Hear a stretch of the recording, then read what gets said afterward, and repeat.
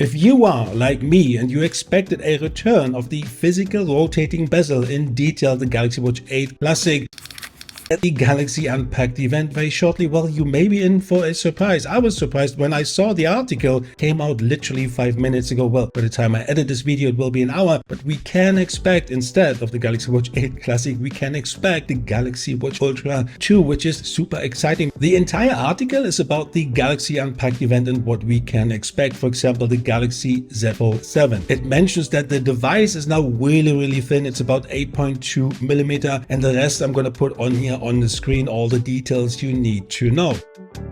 Next one is the Galaxy Z Flip 7. That's also coming out at the Unpacked event. I will put everything on the screen for you so you know what you're getting yourself into.